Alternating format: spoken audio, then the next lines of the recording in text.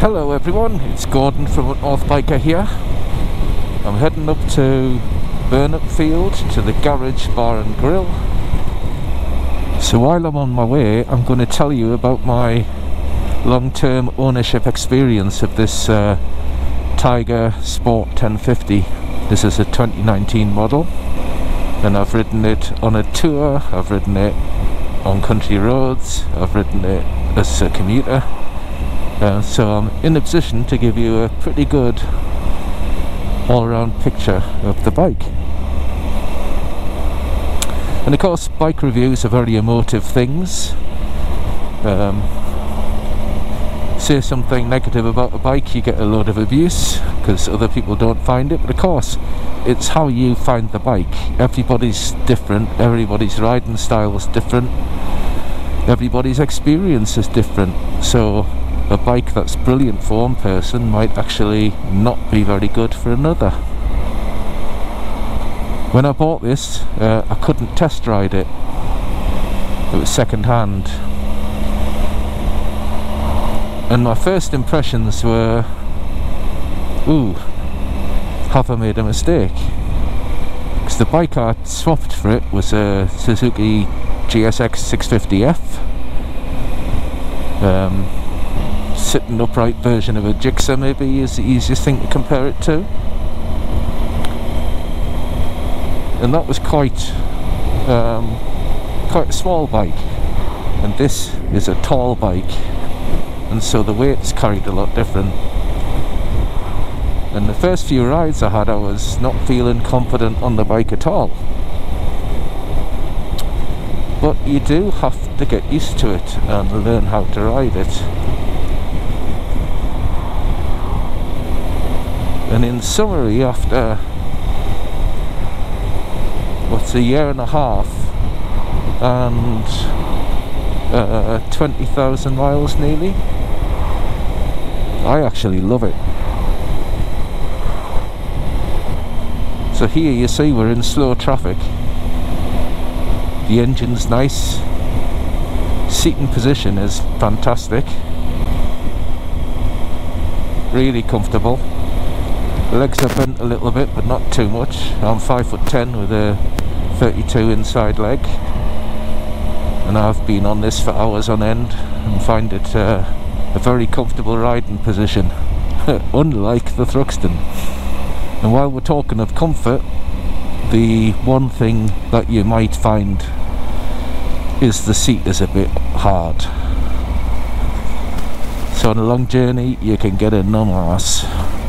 So we're coming up to a tight left-hander that's off camber as well, and these are the kind of things when I first got on this bike I didn't feel confident on.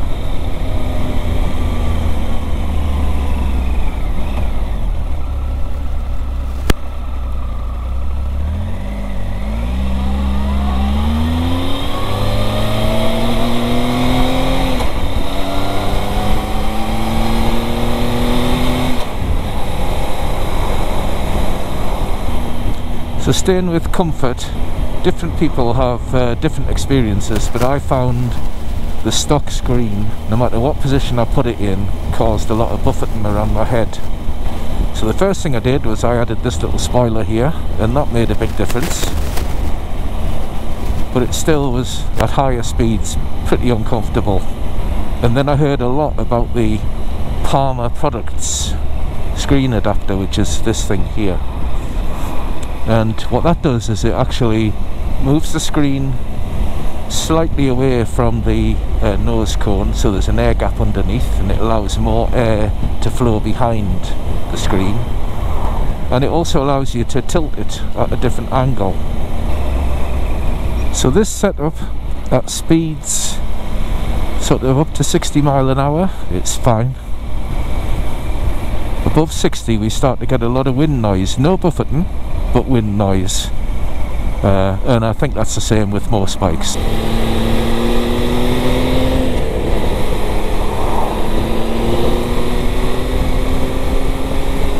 So the engine certainly doesn't lack any power. It is a fantastic engine, it just pulls and pulls, and when you open it up, that That triple engine sounds fantastic, even with the stock can. So you're not going to have any issues with power. It's yeah, about 120 brake horsepower, I think. Quite a bit of torque. I don't know the figures. Check the Missenden flyer out for those. I just know it makes me grin when I open it up, and the power is easy to control. I think if you're a brand new rider, it might shock you a little bit in sport mode, but it's fine. And this is what the bike excels at.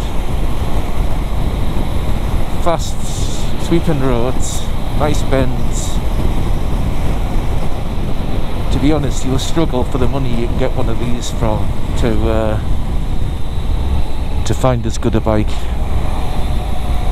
Don't worry about the gearbox if it makes a good clunk when you put it into gear. That's just how they are. So when I first started riding this, I didn't feel confident in slow corners, tight corners, and manoeuvring the bike. And that's because it felt very top heavy. And what you quickly learn is you just have to go around those tight corners a little bit faster. And that's where the weight of the bike actually helps, because it just keeps the bike stable. You just have to turn round slow corners quicker than you would on a lower down bike, less tall, let's say.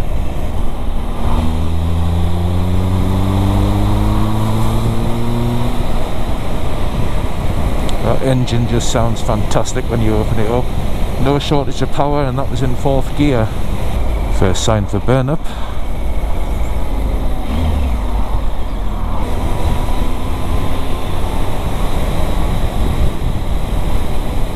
So the handling of this bike is superb.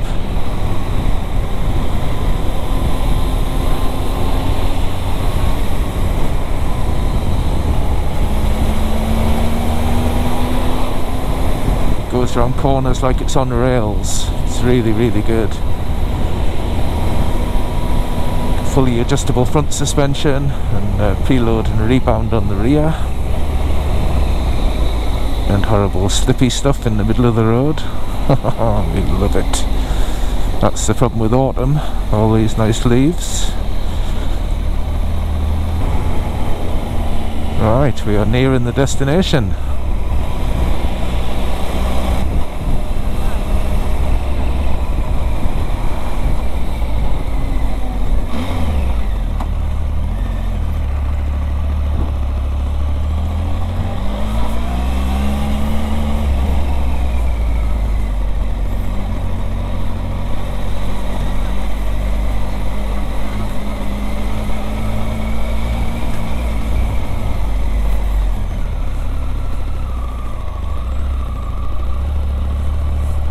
Here we are at the garage, bar and grill. So we're leaving the garage, bar and grill. Unfortunately, couldn't film inside because there was some sort of Halloween thing or bonfire night thing going on, and a raffle sale and jumble. So effectively, it was full of kids and it was packed. And the motorbikes I normally have on display were tucked away to one side, so you couldn't have a good look at them. So you can get this bike with tyre pressure monitoring system. Mine doesn't have that, but all of the information is on the little display here. It's very clear. You've got a few different modes of information. Usual stuff. Miles per gallon, trip meters. Got a good gear indicator, nice and clear. So I'm in 4th at the moment. Comes with cruise control, which is always handy to have. Apart from the way they've got it set up, it's a bit weird. Your cruise control, to set it, is on the same hand as your throttle, which means you've got to move your thumb around to the buttons to press the cruise control, which means the speed you set it at is not the speed you were going, because you will undoubtedly have moved the throttle, so you end up resetting it with the up and down buttons. So it's pretty straightforward. but it is confusing why they've put it on the right hand side instead of putting it on the left hand side, where it would have made a lot more sense. Front brake really good, stop you in a sixpence, but the rear brake, it's alright, but it's not special. It's great for coming to a halt for slow speed manoeuvres, that kind of thing. You can have so much confidence in this bike on a dry road. It really is a nice bike to ride. And that triple engine, it's just amazing. The sound, the power delivery, it's class. So the biggest shock is the 12,000 mile service. From the dealer it's around £900. Some people say an independent will do that for about £400, that service. Just listen to that engine.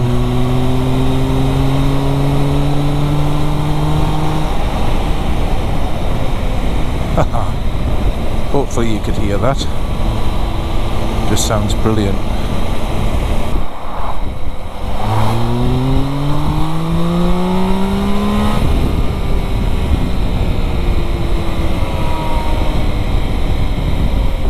Gotta love that engine. Really gotta love it. So in summary, when I bought the bike I wasn't enamoured with it, but after a couple of thousand miles and learning how to ride it, I absolutely love this thing. Why they stopped making it, I don't know.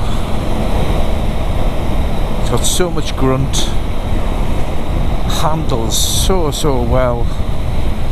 And whether you're commuting or touring, it's a really comfortable place to be. So would I recommend one of these? Well, I bought one and I've kept it, so yeah, I would. I'd say for the money you can pick these up for and the kind of bike it is money well spent. Triumph build quality. Right, so I'm going to leave you there. It's Gordon from North Biker. Quick review of the Tiger Sport 1050. If you like this, give it a thumbs up, maybe share it, but please, I would really appreciate it if you'd subscribe. There'll be plenty more on the channel about the Tiger Sport and about my other bike, the Triumph Thruxton.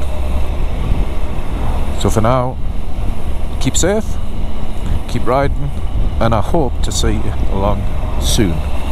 Bye now.